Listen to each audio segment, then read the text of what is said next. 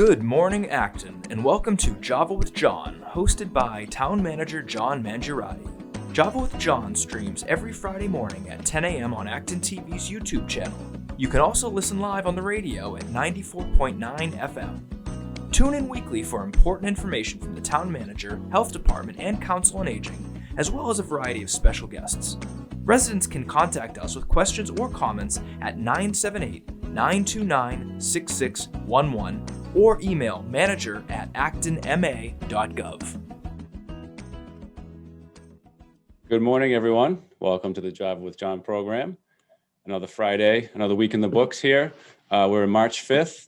We're coming up on almost a year of being in a pandemic, which has been a very interesting and challenging place to be for all of us. And I'm optimistic that things are looking up. People are getting vaccinated.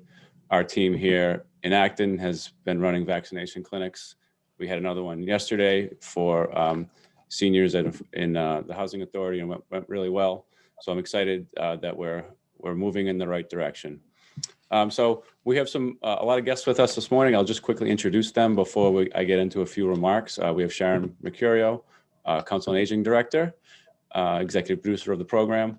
We have Bethany Tsiaras, a former AB student who's got a pretty cool project she's going to talk about this morning.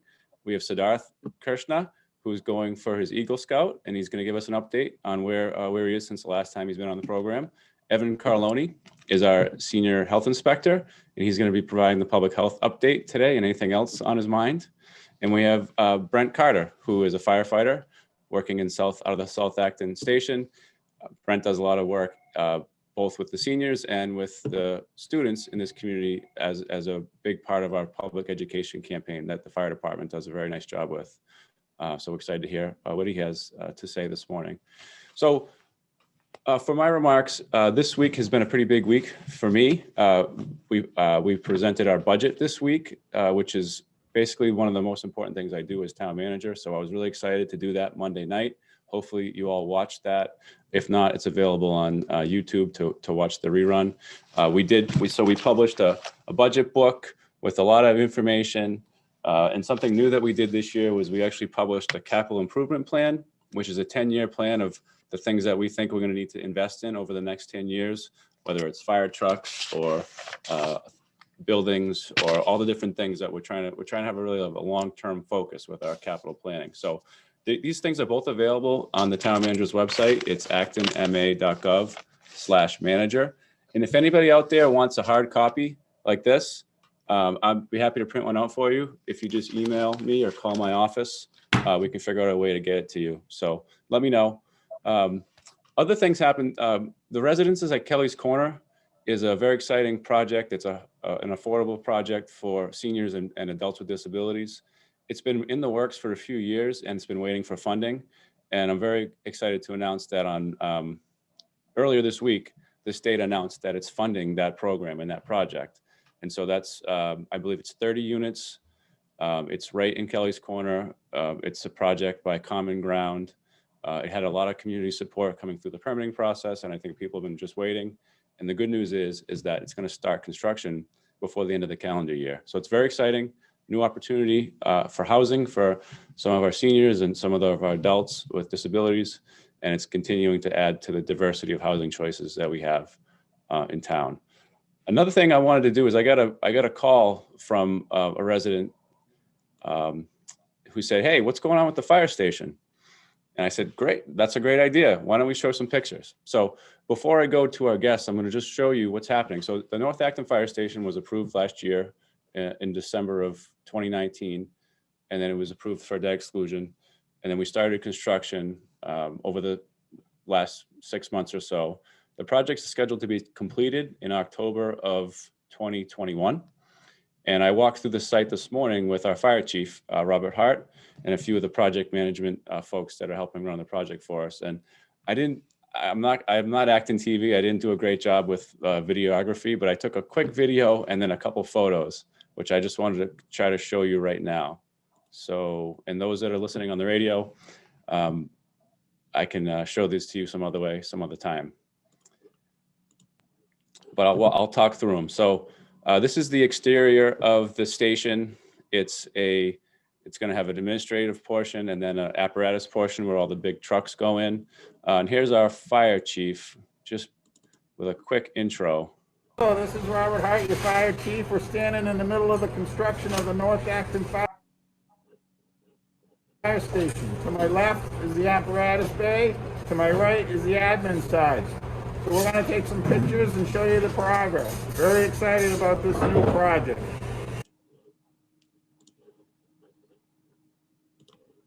So that's that. So people are watching. You can still see this is the outside. Here's a look at the inside.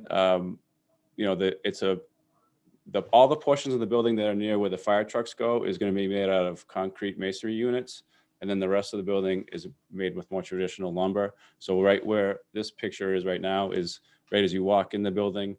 The apparatus bay would be to your left, and then this is sort of the hallway leading to some of the other facilities in the new building. The ceilings are very high right now, which was cool. I said, wow, we're going to have these beautiful high ceilings. And they said, no, we're putting all the mechanicals in the ceiling, you know, and there'll be solar on the roof. So there's going to be all kinds of things happening in the ceilings, but they will have, I believe, 9-foot high ceilings, which is a nice height. It also helps with efficiency for heating and cooling. So this is just work. This is the framing going on inside. So it's really coming along. If you drove by a month ago, and then you look at it now, they're really moving pretty quickly, which is exciting.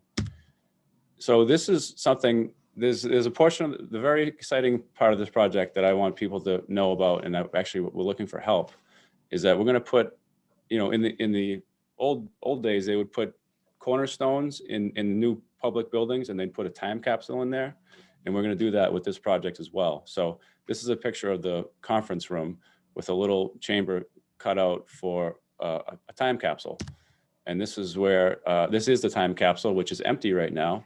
So I'm hoping that folks out there have ideas for what to put in there. We're actually going to do 2 time capsules, one with all fire department related information, and the second would be more general stuff about what's happening right now. So please send in your ideas to manager@actonma.gov. Here's just some more pictures of the inside. It's going to be a facility that's going to suit our needs for at least the next 50 years. You know, the fire department has 3 stations right now, and this will be the 4th, and we're going to shift some staffing around and vehicles around. So we're not buying all new equipment to put in this facility, and we're not hiring all new people to put in this facility. We're moving the existing people and vehicles around, but it will allow us for in the future, if we do need to add either people or vehicles, it's going to help provide capacity for that growth. This is a picture of the day room and the kitchen, which is coming along nicely. Some more action photos from inside. There's going to be other facilities in there to help keep our firefighters healthy. And this is the framing. So if you drove by recently or walked by recently, you'll see the steel frame. This is going to be filled in entirely with concrete on all 4 sides. And that's where the big fire trucks will go. There'll be a ladder, room for a ladder, and then 2 drive-through bays for other apparatus and ambulances that we have. So that's just a quick tour. Thanks for the question, Bob Evans. It was a good idea. And let's move on to the regularly scheduled program. So why don't we have an update from Evan Carloni? What's happening with public health? Thank you, John.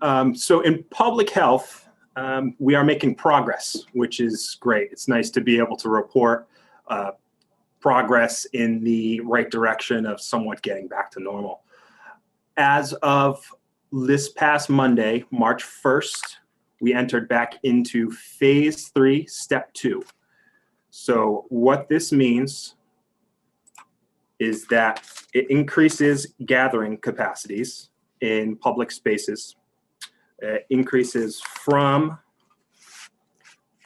let's see, it is 50 people outdoors and 25 people indoors to 100 people outdoor and 50 indoor.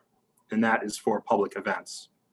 Private events and private residences stays the same. So that would be 10 indoor and 25 outdoor. For reopening of certain businesses, we have Indoor performance venues such as concert halls, theaters, and other indoor performance spaces open at 50% with 500-person max capacity.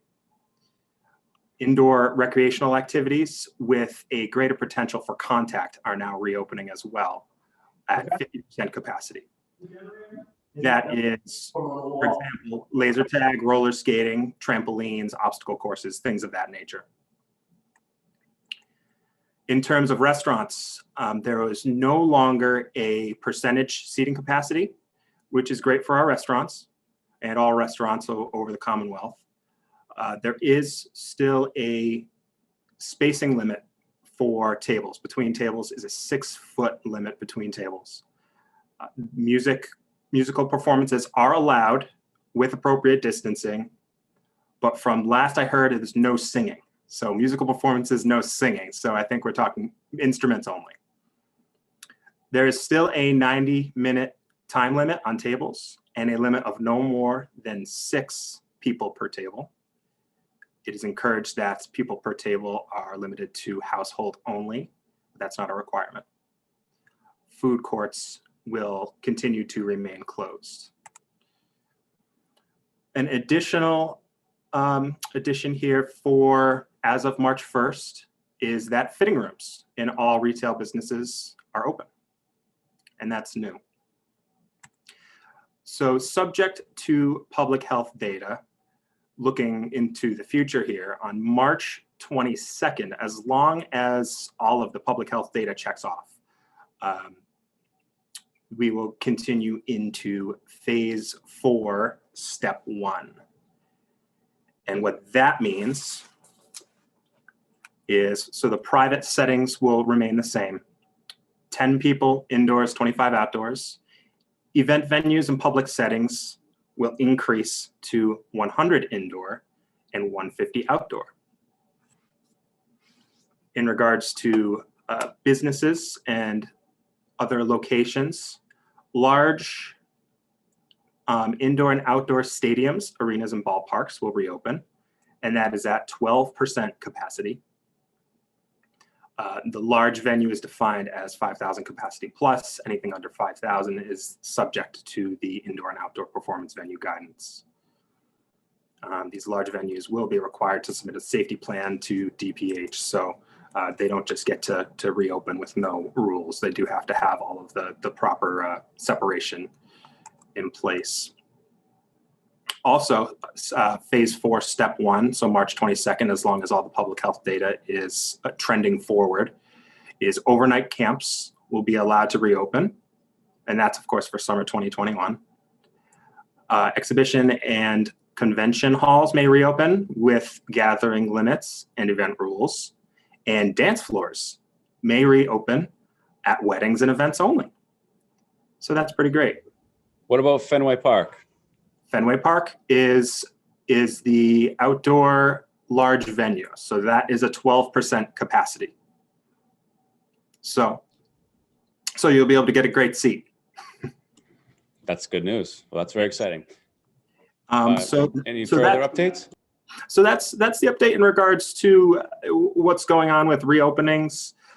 In regards to vaccine, I know the state recently decided to sort of switch the way that they want to distribute. Unfortunately, local towns, as of right now, will no longer be receiving vaccine allocations. So as you know, we were receiving about 100 per week, maybe every other week. That's for now, unless the state changes their mind, that is changing, and we won't be receiving that anymore.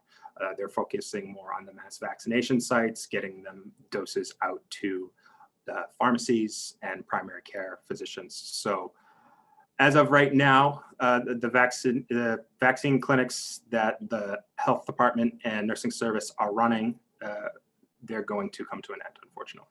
But we still have progress. It's just going to be a different way in which they're administered, different process. So. Great. Well, thank you, Evan. Yep. Thanks for the updates. And we are going to continue to push hard and fight to get access to vaccines for our residents more and more. And there's a couple initiatives underway in collaborations that we're hoping to be successful with, and we'll we'll certainly report back to folks if there's any updates on that. So why don't we go to Sharon? Sharon, what's happening at the Virtual Senior Center this week? Lots happening at the Virtual Senior Center. So it's been great. We've had a wonderful partnership with ActonTV. So for folks that aren't on technology, we still try to show a lot of programs and activities on ActonTV. So please tune in to ActonTV. On Monday, our Friends group will be meeting at 1 o'clock. Our friends do a phenomenal job. They've been such a support over the years. They're the Friends of the Council on Aging. They're a group of volunteers. They do amazing fundraising. So the majority of our programs are free of charge to seniors in Acton, which if you talk to any other COAs is pretty much unheard of. So they're always looking for new members to help them out, to brainstorm about fundraising ideas, to help with technology. So drop in and check it out. That's Monday at 1. Our Words Galore program that's been really popular starts again Monday at 2 o'clock. We've been working with the Board of Health. We've got a collaborative program creating psychological first aid, helping you through the coronavirus. So that's Tuesday at 11 o'clock. Our American Writers series begins next Friday, March 12th at 11. And then just a couple of reminders, the Fuel Assistance Program, I think you've kind of think the bulk of winter's over, so the program must be over, but it isn't. You can apply until the end of April. So if you're having a tough time paying your heating bills, there are resources out there. We know this year's been really difficult for lots of folks. So please don't hesitate to call. That's what it's there for. I often hear from seniors, they want to save it for someone else, but it's for you. You know, if you qualify, it's for you. Our number is 978-929-6652. And just quickly in regards to the vaccine, it's been wonderful what health and town manager are doing. I encourage seniors that want to receive it locally to advocate with their representative and their senators, because the small clinics that we have been doing have been quite successful. Seniors are really happy to be able to be close to home and get it in a familiar setting. We do still have the vaccine interest form that can be found at the town's website and also on the COA website.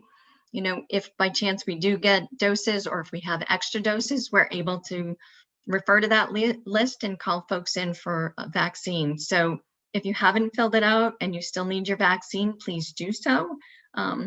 Continue to look if your doctor's office calls, and by all means do receive it from your doctor's office. And if you have received it and are on the interest form list, if you could just give us a call or send us an email to let us know you're all set, and we'll remove you from the list. Wanted to thank all our guests for coming today. We've got a nice full house, so I'll move it along. Thanks, John. Thank you, Sharon. Why don't we go to South Acton, the fire station? Brent, how you doing? What's happening down there? Thanks, John. We're coming to you from South Acton Fire Station down in the apparatus bay. Hopefully the trucks don't go out or it's not too loud. But I wanted to start by letting people know that daylight savings is coming March 14th on Sunday. We remind people to change their batteries in their detectors, test their detectors. Simple thing to do. We have daylight savings twice a year if you change your batteries. We go out all the time for detectors that have faulty batteries, they're not working. So it's a simple thing to do is put those batteries in your detectors, make sure they work, because we want them to work when we need them. We take them for granted. We don't remember that they're there. The other thing to remember for the seniors in Acton is we have a smoke detector program for seniors called Retire the Fire. I was out this morning. I put 3 of these detectors in this morning. I've got 3 more to go do right after this. It's free to all of our seniors. It's for houses built before 1975. The battery operated detectors, carbon monoxide detectors. You can contact the Council on Aging or the fire department if you need more information on that. So Sunday, March 14th is daylight savings time. Check your batteries, you know.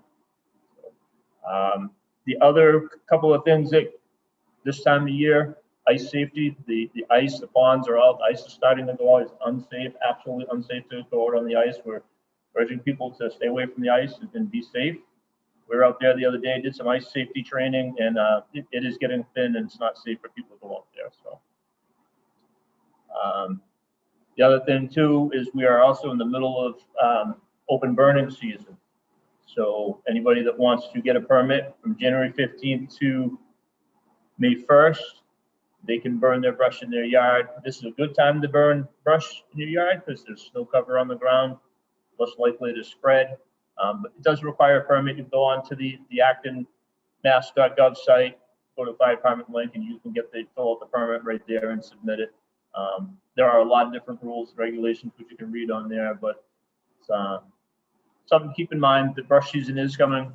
There are some rules that you have to follow, and windy days we don't want to burn. So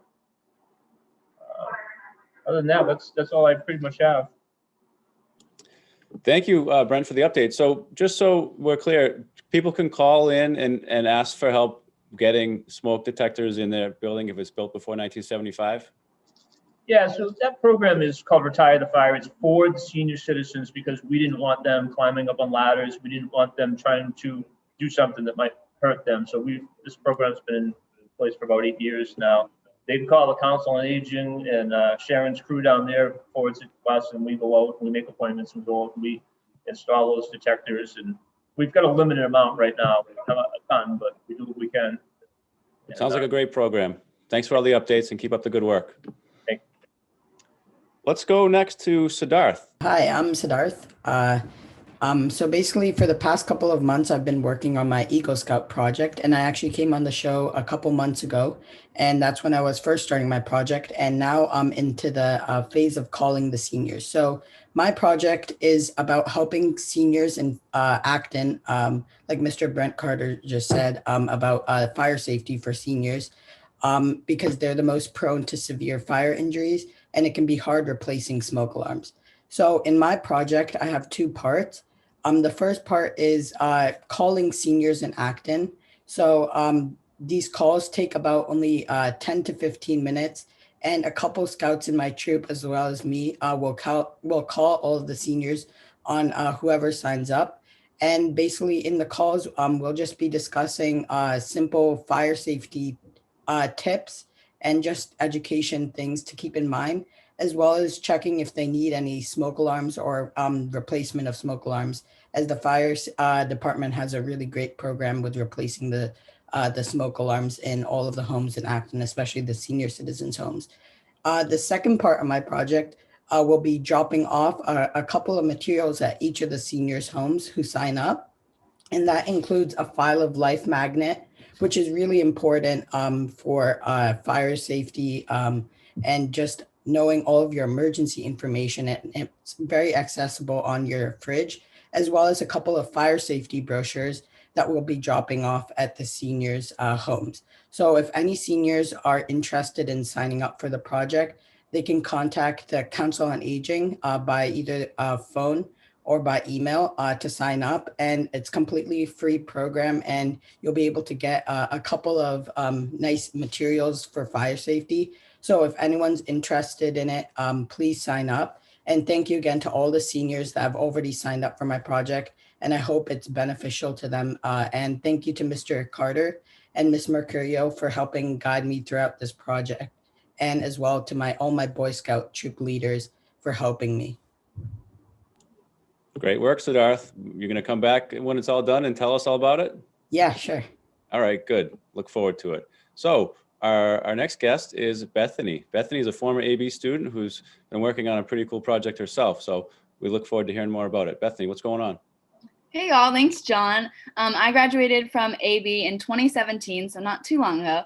I'm currently a senior at Virginia Tech, but I'm living here in Acton with my family right now because of the pandemic. So I created this program called Building Bridges, and it's online, it's on Zoom. I did this because I was volunteering at a local retirement home near Virginia Tech when I was at school. And when the pandemic hit, I was no longer able to go in person and see those residents. So I wanted to create a way to continue like making those bonds and interacting with the residents that I had met. So I created this program that offers 2 virtual programs, Coffee Hour and Activity Hour. They run from February 15th to April 21st on Zoom. I enlist students from one of my professor's classes who are interested in working with older adults, and Coffee Hour is a time for students and older adults to get to know each other, and Activity Hour is a time for us to play virtual games. So during coffee hour, we will talk about, what our families are like and our friends, and get to know each other and talk about where we're from and places we've traveled and all that kind of stuff. Sometimes we'll have silly prompts where we talk about, if you could have a superpower, what would it be? And if you had that superpower, what would the first thing you would do? If you were invisible, what would you do first? Those kinds of things. And then activity hour, we play games.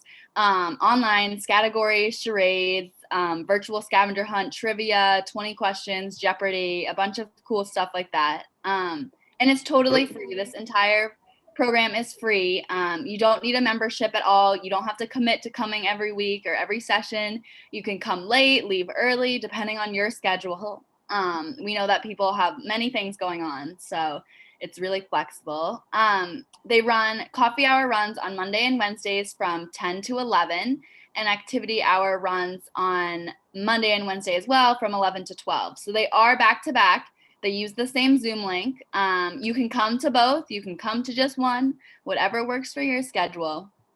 So yeah. That's a really interesting program. So is this already been launched, and have you already done it in Acting with Acton and seniors? Yeah, so this program's been launched, and we have seniors right now. We have a few from North Carolina as well as from Virginia Tech, like from that area in Blacksburg, Virginia. But we have not had anyone from Acton come yet. So I'm really looking forward, and I want to branch out to people who would have never met otherwise. Even if we were in person, these people wouldn't have necessarily met because they're in two different states. So I think it's really cool. We've had some older adults who've actually found common interests with others who are from totally different places and have traveled to the same place around the same time, back in the day. So that's been really cool. So it's an opportunity to go to a coffee hour with someone from very far away that you'd never meet otherwise, and you're facilitating the conversation, so it's not just a random room of people, right? Right, yeah. So we have a few students. We have 6 students that come to coffee hour, as well as 6 students that come to activity hour. And those students are from Virginia Tech, so you also will get to know them and all that. Sounds like a really interesting project. And Sharon, are we advertising this on Council on Aging information in addition to this program? Yes, we are. So we've had it in Facebook. It'll be in the newsletter, and call us. And Bethany's also going to post her email on this viewing, so people can reach out to her or myself. Yes. So my email is tbeth17@bt.edu, but I know that's confusing. A lot of those letters sounded the same actually when I was saying it. So this will be posted in the notes. We have a website as well that you can visit, and that link will also be in the description of this YouTube video. So no worries if you didn't catch that. And if and just call the Council on Aging if you need help finding it. Sounds like a really, really interesting program. Thank you for coming to talk to us about it, and thank you for taking the initiative to do something like this. Thank you for having me. I've looked forward to this. Okay, well, great. Well, so that wraps up our program this morning. Thank you all for watching and listening, and stay tuned for another episode next week. Have a great weekend, everybody.